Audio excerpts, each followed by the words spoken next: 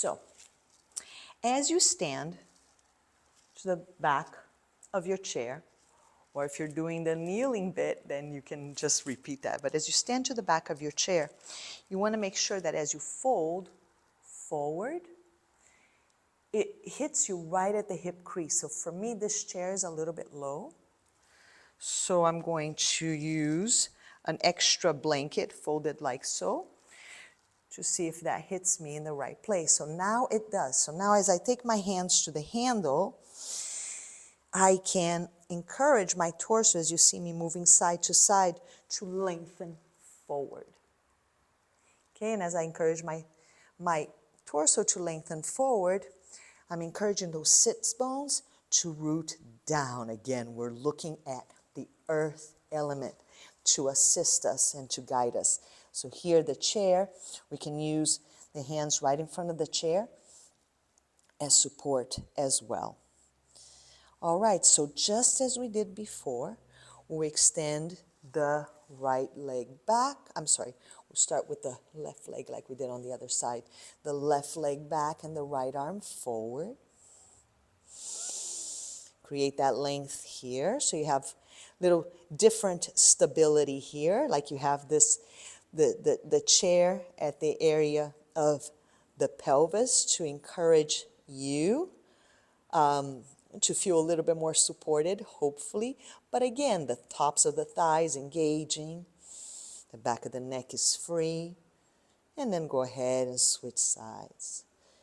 So moving it this way just a little bit, make sure that you catch all that on the camera. And then the right leg and the left arm extend. Do your best to have both shoulders and both hips squared. Like this rectangle, nice and long, stretched or evened out. And then back down. Coming back to the first side, reaching back with the leg and the arm. And then this time bringing the knee and the elbow out. You already know where we're going. Bring your hands to the base of the skull. And then a few little circles here. It feels a little different from where you are now, unless you're doing it a second time from the kneeling position. Whichever case, just be with that. Extend the leg and the arm out again. Really extend. Engage through the muscles so that you can freely extend. And then back down. And switching sides. Extend the right leg this time and the left arm. Engaging those muscles. Bring the knee and the elbow out to the side. Bring your hand to the base of the skull. And small little circles here. And then once more, reaching out. The tops of the thighs, those muscles cannot be forgotten if you're looking at using earth to support you. You've got to engage them. And then back down. And then here for our variation of dog pose, we can fold onto the chair like so, forehead right at the edge of the chair. That's why we have a blanket here, so that it's a little bit more gentle. The arms can come out like so. So the arms extending out of the side body. And those sits bones going down, down, down, down into the earth. Tops of the thighs engaged, assisting in the process. And then as you're ready, come on back up. And as before, left leg back, right arm forward. Bringing them out to the side. Taking your small little circles. And then reaching that foot up. Taking that right hand to the base of the spine. Maybe catching the foot from the inside. And if so, using that bind to then open and unfold and unravel Shoulders are open, the back of the neck is free. Low belly is rising towards the sternum, which then is rising up to the crown of the head and beyond. And as before, release the leg and the arm,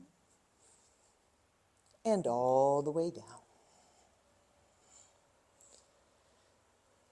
Second side, right leg, left arm.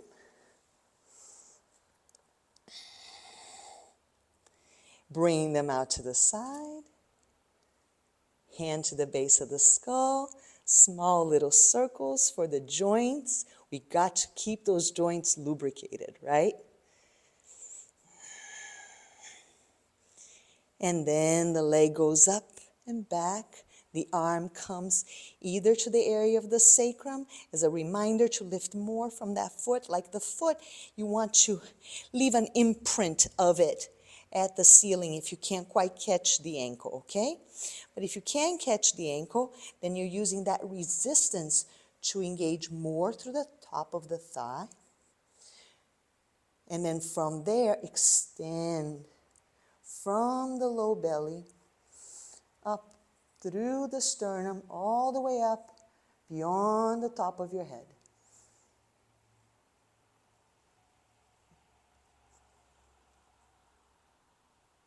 And then again, release as you did, extending the arm and the leg in opposite directions and bringing it all the way down. As before, folding over the chair, if that feels safe and stabilizing to you. Maybe you have the blocks conveniently placed right there like I do, and you can use them for the fingertips.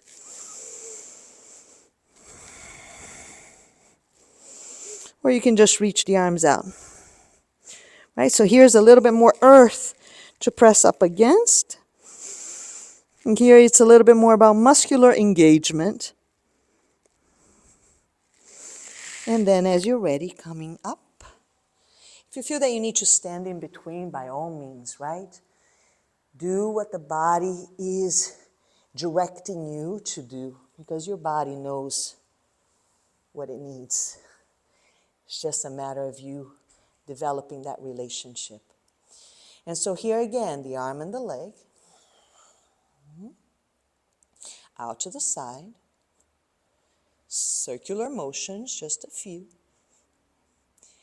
And then the leg bends. You either catch it or not. And then it's from here that we're going to move into our revolving Ardha Chandrasana.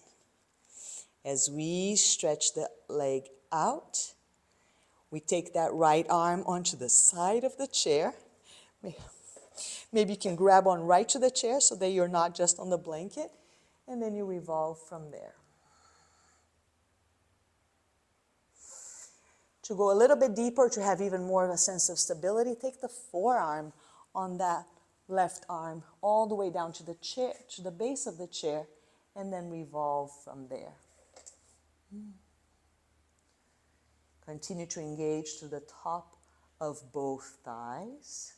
Continue to press out through the heel. Remember the very first move that we did with the strap. Use that stability here. Remember the earth behind you, even the head and the shoulders, and revolve from that sense. And then coming back through. You can do a little counter stretch here, bringing the foot down. And then the right forearm can go down this time. And so here the hand can go right into the chair. So see the blanket is there. You may not be able to see it, but it's you using the side of the chair to elongate the torso and then revolve from there.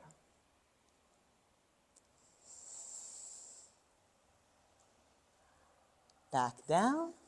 Come back into this neutral position. Maybe you guys are just kneeling on the ground here. That's great. And then again, second side, final one. Reach the right leg all the way back. Reach the left arm all the way out. Bring them to the side. Hand to the base of the skull, and then just small little circles.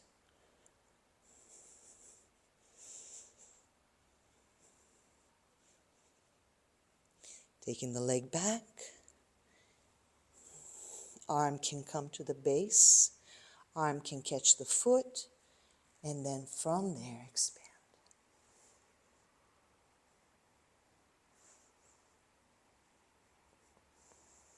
Do your best to stay even on the hips so that you can then really lengthen through the spine.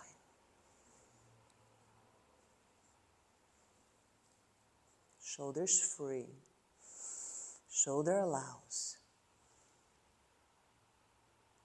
And then from here, stretch that leg back, stretch the arm forward.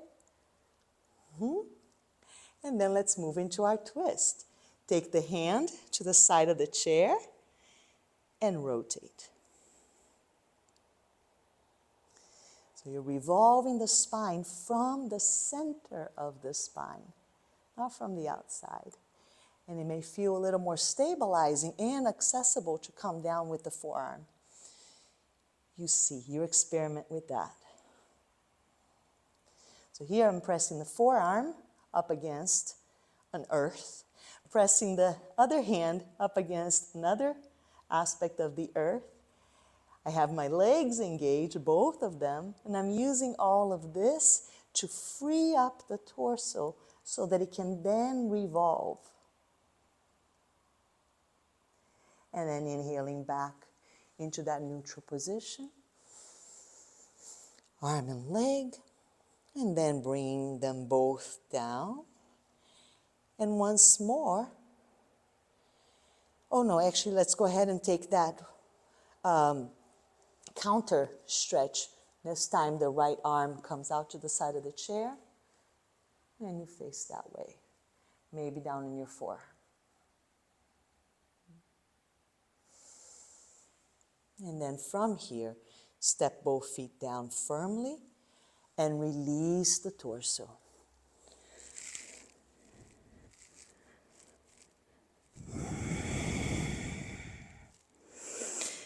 This right here is a very grounding pose. Forehead is resting. You have the chair right at the area of the pelvis. If you have the angle right, not too high, not too low, it's great. You can have the arms out too. And then as you're ready, come on up.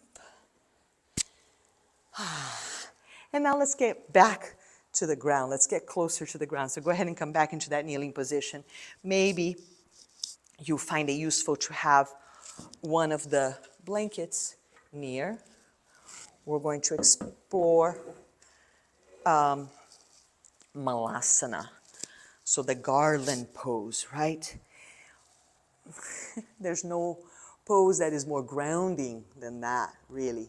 You can take your blanket in that original, in that shape that we had before for kneeling, and use that to step your heels onto. If you feel like you need a little bit more access for your ankles, or you may feel like you need a little more access for the knees, in which case you would put it right behind the knees like so, okay? Or you may feel like you need a little bit of a seat, and you can use the block for that, or one or two blocks. So whatever propping that you may or need, and you may find that even with all these different props, it just doesn't work well for your knees. So then go ahead and lie down on your back again, and just draw your knees onto your chest. What we're looking to do here is to bring the thighs as close to the lower organs of the body as we can, so as to create that safe container for you to release any anxiety, tension, tightness that is in there, okay? So, position yourselves in a way that is appropriate for you. And if you are comfortable here without any props, fantastic. If not, take care of yourself and make sure that you access the props that you need. We're going to take the strap, maybe make that circle a little bit wider. And we're going to take the strap as high up on the hip crease as we can on one side. We'll do the left side now, since we've been starting with the left leg. It's a good idea to start out with the leg that you're not accustomed to starting with. And then from here, we're going to take the strap and we're going to press it down to create a little bit more space in the area of the pelvis. Okay? So you can press down with your arms like so or like so. It's totally up to you. Test both out and see what works best for you. And so here you breathe. So I am leaning my torso towards the right leg. And again, if you're doing this in a supine position with your back on the ground and you have your knees in, then you can come towards this little bit of a twist as well. And breathing.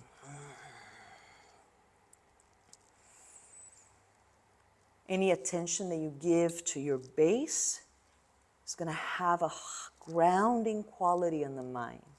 It's going to slow down the excess of movement that sometimes is expressed as some scattered thinking, right? Or overwhelm. And as I mentioned, anxiety, worry. It's just bringing you back to now. All right, and then from here, just come back to center for a moment. Go ahead and release that strap and just notice. If it's available to you to place the armpits over each knee, how wonderful. You can come into this little cocoon for a moment and rest the forehead onto your hands. You can have your hands in Anjali Mudra and rest that there. And just notice that side that you just opened up, how it feels. And then let's go ahead and do the same thing with the other side. So you're taking the strap as high up on your hip crease. I'm going to turn this way so that you can see it. As high up on the hip crease as you can. And then you're pressing down, down. Okay? So again, we're in that squat. And then we take both hands on either side and we press down as we lean onto the other side.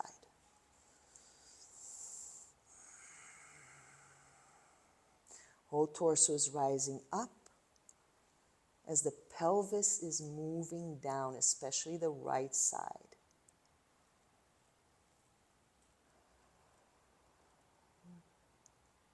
And then, of course, if there's low back issues, oh my goodness, this is tremendous, right? It's going to release that tightness, whatever it is. If there's issues like constipation, lack of earth, this pose will help you as well. Breathing. So you can lean towards that other side, the left side for me. And while still lifting up through that right knee, encourage that right pelvic, the right side of the pelvic floor to lower, to lower, to lower. The area around the waistline just gets very congested. From that down to the pelvis, very congested. So we want to give it the attention that it needs to connect to that base of stability. All right, and then from here, let's go ahead and release the strap and come back to that central pose. Maybe once more you place the armpits right over the knees. That should feel really lovely. And maybe rest the forehead onto your hands as the hands come together.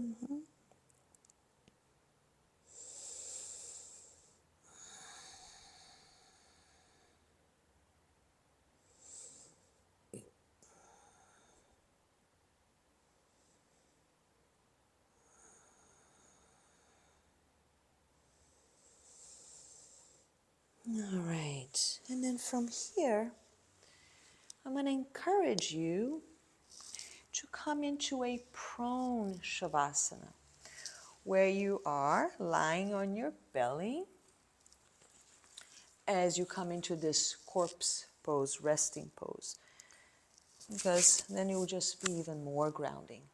But if it doesn't feel appropriate to you, then you go ahead and turn around and do your shavasana as you will, do your resting pose as you will. But we worked some things, so it's good to give yourself that time of assimilation to allow the body to process all that it just went through.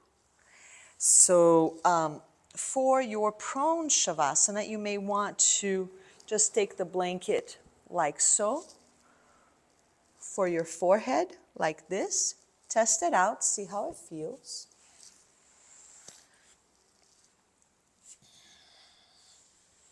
And modify as needed, of course. So before I even go down, I take a little bit of time to just wiggle a little bit side to side, right? Because as we did in the very beginning, you want to feel closer to the ground. And so the forehead comes right onto the blanket. But like before, you don't want the forehead to be lifting like that. That's very stressful and ungrounding. You want the forehead to be pressing down towards the nose. So then, there you are. And the heels can splay out, the shoulders, the arms can come out. And maybe you just spend a little time here just feeling the contact of the earth as it receives your belly as you breathe in. And then as you breathe out, it goes.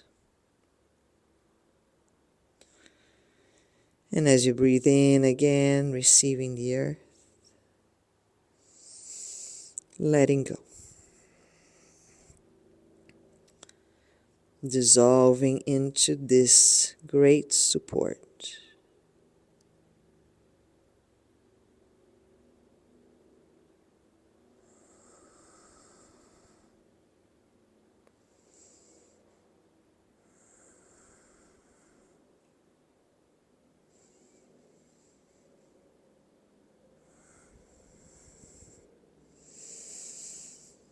Stay here as long as you like. Now, if you're ready, when you're ready, maybe coming back in through kneeling.